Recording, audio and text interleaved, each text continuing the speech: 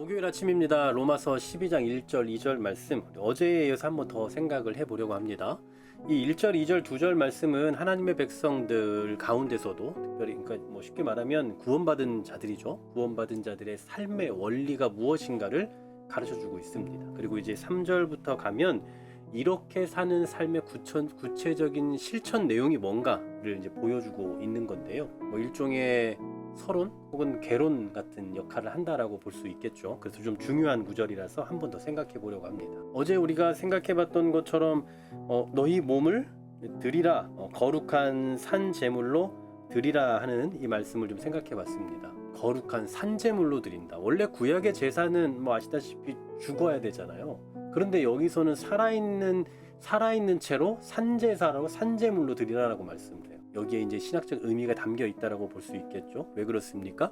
구약에서는 죽어야 되지만, 그런데 우리는 이제 예수 그리스도와 함께 장사되고 함께 살아나서 새 생명을 얻었잖아요. 그런 존재로서 하나님께 자신을 드리라는 의미로 볼 수가 있을 것 같습니다. 그럼 이제 우리가 우리의 몸을 하나님께 거룩한 산제사로 드리는 삶을 살기 위해 어떻게 해야 되느냐, 그 실천 방침을 이제 말씀을 하는데, 이제 2절 보십시오. 너희는 이 세대를 본받지 말고 오직 마음을 새롭게 함으로 변화를 받아 하나님의 선하시고 기뻐하시고 온전하신 뜻이, 요즘 자꾸 오류가 나네요. 네, 밑에가 지워졌는데 무엇인지 분별하도록 하라 라고 말씀합니다. 여기 말씀해 보니까 우리 그리스도인들의 삶의 원리를 세 가지로 제시를 해주고 있어요. 첫 번째로는 이 세대를 본받지 말라라고 말씀하죠. 성경은 이 세대를 좀 악한 세대라고 표현을 해요. 갈라디아서 같은 경우를 보면 하나님을 거스르는 세대다, 이렇게 보고 있는 거죠. 하지만 우리는 이 세대에 살잖아요. 누구나 이 세대에 살 수밖에 없어요. 세대를 떠날 수는 없으니까요. 그러니 이 세대에서 악한 것을 보기도 하고 듣기도 하는 거죠. 그래서 영향을 받지 않고 살 수가 없어요. 그런데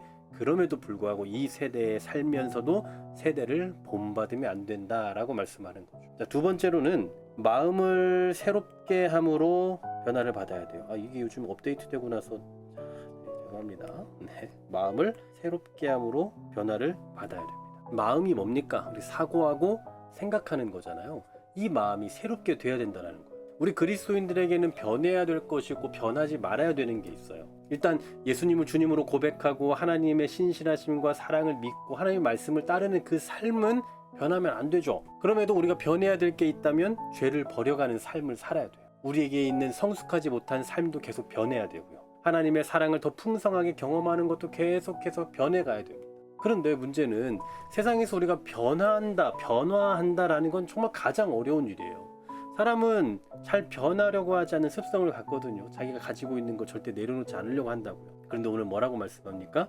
마음을 새롭게 함으로 변화를 받아야 돼요. 우리가 생각하고 있는 거, 우리가 그동안 알고 있던 거 하나님의 말씀 앞에서 내려놓아야 돼요. 그런 변화가 반드시 일어나야 되는 거예요. 그럼 어떻게 변화되느냐? 쉽지 않죠. 순간에 변할 수 없어요. 꾸준히 변해가야 되는 겁니다. 그래서 디모데전서 4장에 보면 말씀과 기도로 거룩해진다라고 말씀하잖아요. 우리가 말씀을 읽고 말씀을 듣고 또 말씀대로 살아가는 삶을 살아가고 기도함으로써 차츰차츰 우리 삶이 변화되어져 가는 거예요. 바로 이러한 삶을 요구하고 있는 것입니다. 세 번째로는 분별하라예요. 분별하라. 정리해보면 첫 번째는 세대를 본받지 말아라. 두 번째는 마음을 새롭게 하여 변화를 받아라. 세 번째는 분별해라. 무엇을 분별합니까? 하나님의 뜻이 무엇인지를 분별하는 삶을 살아야 되죠. 왜 우리가 분별해야 됩니까? 그 뜻대로 살기 위해서요. 이게 하나님의 뜻인지 아닌지를 분별해야 우리가 그 뜻대로 살아갈 수 있잖아요. 그냥 단순히 지식적으로 알기 위해서 누군가를 평가하기 위해서 분별하는 게 아닙니다. 하나님의 뜻을 알아야 그래야 그 뜻대로 살아가려고 하기 때문에 우리는 먼저 분별을 해야 되는 거예요. 이러한 세 가지가 구원받은 자로서 세상에서 살아가는, 이 세대를 살아가는 자들에게 요구되고 있는 삶의 내용이다라는 사실이죠. 사실 어려운 일입니다. 이 세상에 살지만 본받지 않는다? 어렵죠. 또 우리가 변화한다라는 건 정말 어려운 일인데 변화해야 된다? 너무 어려워요. 분별을 하려면 기준이 있어야 되는데 기준이 제대로 잡혀야 되잖아요. 얼마나 어려운 일입니까? 그럼에도 불구하고 우리가 이러한 삶을 추구하고 살아내야 하는 이유는 우리는 이 세상에서 하나님의 눈에 인정받는 삶을 살아야 되는 존재이기 때문이에요. 하나님께서 우리를 구원하셨을 때에는 거룩하게 하신 거잖아요. 거룩의 특징은 구별 아닙니까? 세상 속에서 우리를 구별해 내셨기 때문에 구별된 자로서의 삶의 책임이 존재한다라는 거죠. 뭐 세상은 더럽고 우린 선하다 이걸 말하는 게 절대 아니고, 세상 속에 동일하게 살지만 똑같이 밥을 먹고 똑같이 행동하며 살지만 똑같은 일을 하며 살지만, 그러나 그 가운데서도 우리는 이 세대를 본받지 않고 마음을 새롭게 하면서 분별해 가고자 하는 그런 특별한 거룩함, 어떤 특별히 구별됨, 그러한 삶을 추구해 가야 된다라는 사실이죠. 오늘도 여러분 살아가시는 그 삶의 환경이 녹록지 않지만, 치열하겠지만, 그러나 그곳에서 여러분은 구별된 자로, 구원받은 자로 그 세대를 본받지 않고, 그리고 우리 새롭게 함으로써 늘 분별해가는 삶을 살아감으로 거룩하게 구별된 자로서의 삶의 자태를 갖고 서는 우리 모두가 되시기를 소망합니다.